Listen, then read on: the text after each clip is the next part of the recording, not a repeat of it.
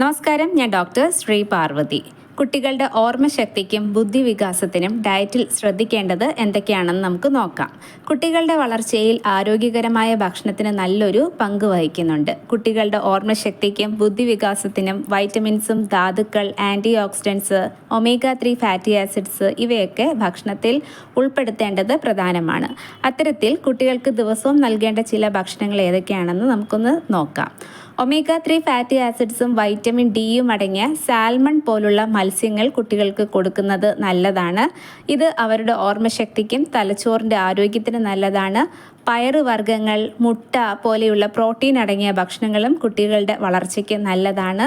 കുട്ടികൾക്ക് എപ്പോഴും പാലുൽപ്പന്നങ്ങൾ ഇവയൊക്കെ കൊടുക്കാൻ ശ്രദ്ധിക്കുക. എപ്പോഴും ശുദ്ധമായ പശുവിൻ പാല് കൊടുക്കുന്നതാണ് നല്ലത്. ഇതിലെല്ലാം തന്നെ കാൽസ്യവും വൈറ്റമിൻ ഡിയും അടങ്ങിയിട്ടുണ്ട്. ഇവയൊക്കെ കുട്ടികളുടെ എല്ലുകളുടെ ആരോഗ്യം മെച്ചപ്പെടുത്താൻ സഹായിക്കും. തലച്ചോറിൻ്റെ പ്രവർത്തനം മെച്ചപ്പെടുത്താനും ഗുണം ചെയ്യും.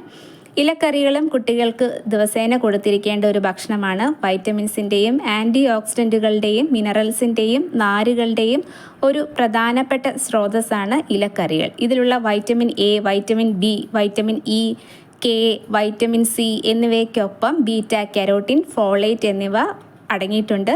ഇത് കുട്ടികളുടെ ബ്രെയിൻ ഡെവലപ്മെൻറ്റിന് സഹായിക്കുന്നുണ്ട്. അതുപോലെ നട്ട്സ് കുട്ടികൾക്ക് കൊടുത്തിരിക്കേണ്ട ഭക്ഷണത്തിലൊന്നാണ്.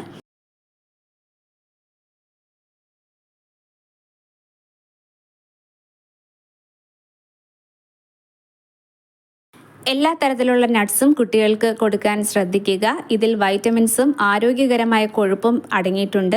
അതുപോലെ പഴങ്ങൾ, പച്ചക്കറികൾ എല്ലാം തന്നെ കുട്ടികൾക്ക് കൊടുക്കാൻ ശ്രദ്ധിക്കുക. പഴങ്ങൾ കഴിക്കുന്നത് രോഗപ്രതിരോധ ശേഷി വർദ്ധിപ്പിക്കാനും കുട്ടികളുടെ മൊത്തത്തിലുള്ള ആരോഗ്യത്തിനും ഗുണം ചെയ്യും. പ്രോട്ടീൻസും വൈറ്റമിൻസും ധാരാളം അടങ്ങിയതാണ് മുട്ട. ഇവ തലച്ചോറിൻ്റെ ആരോഗ്യത്തെ സംരക്ഷിക്കാൻ സഹായിക്കും. അതുകൊണ്ട് തന്നെ കുട്ടികൾക്ക് ദിവസവും ഓരോ മുട്ട വീതം കൊടുക്കുന്നതും നന്നായിരിക്കും. ഈ ഒരു വീഡിയോ എല്ലാവർക്കും ഇൻഫോർമേറ്റീവ് ആകും എന്ന് പ്രതീക്ഷിക്കുന്നു. മറ്റൊരു വീഡിയോയുമായി വരുന്നതുവരെ എല്ലാവർക്കും നന്ദി, നമസ്കാരം.